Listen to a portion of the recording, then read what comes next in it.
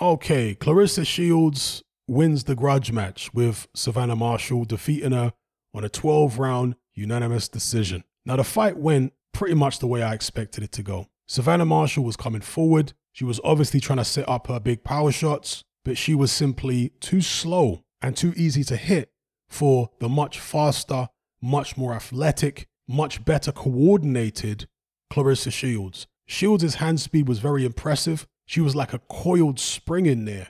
Whenever she had the opportunity to let her hands go, she was with very, very fast shots. And there were moments in the early rounds where it looked like she might even overwhelm Savannah Marshall at times.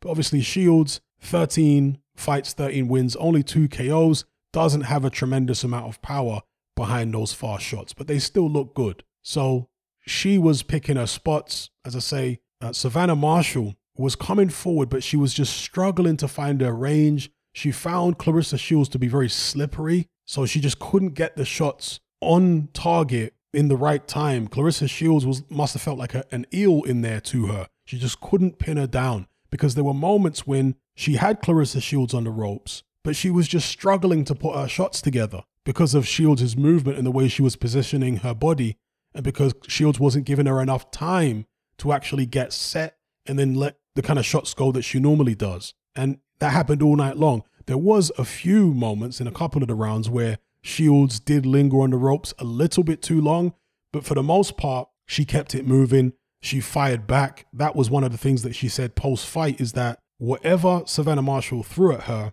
she wanted to pay her back with interest. So she threw 2 headshots, as in Marshall, then Shields wanted to respond with 4. If she hit Shields with a body shot or 2, she would respond with 3, 4, 5 body shots. Now, I thought that Shields won it comfortably. I don't think this fight was close at all. Apparently, some other people did. But for me, this was a hands-down Claressa Shields victory. I thought she totally outboxed Savannah Marshall. Marshall showed a lot of determination, a lot of grit. She never stopped trying. She never stopped coming forward. She never stopped being aggressive.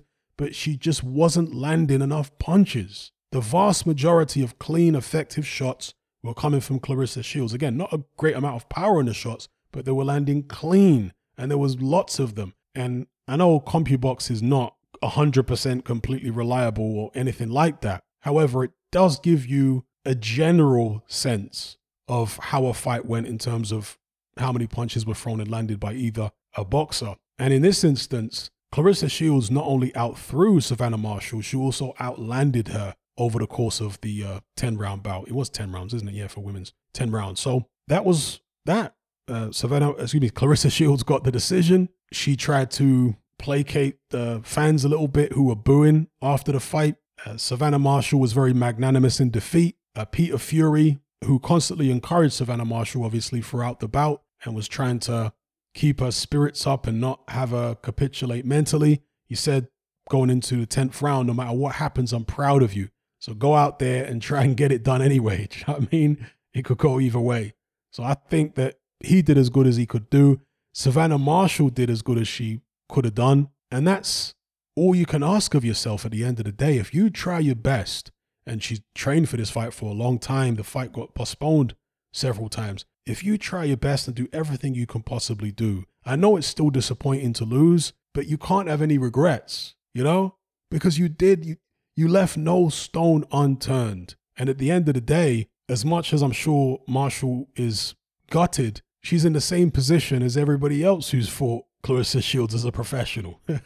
You know, so it's not like she's on her own. Everybody else has lost to her. Obviously only 13 fights, but still, everyone else has suffered the same fate. So that was that. Fight went as I expected. Shields was just too slick, too quick, the better boxer, too accurate, too fluid, and she keeps hold of her titles. And I'll just finish by saying this. I think that it was a great move and a wise move from a business perspective for Ben Shalom to have an all-female card on his show. And the reason I say that is because there is a lot of people, and people shouldn't be angry at them, but there's a lot of people who are never going to be as enthused about women's boxing overall as they are about men's boxing. They just don't find it as entertaining. There might be the odd fight here and there that they'll get into, but for the most part, they're just never going to be into it like that. Therefore, you're going to have to capture a new market if you want to sell women's boxing and grow women's boxing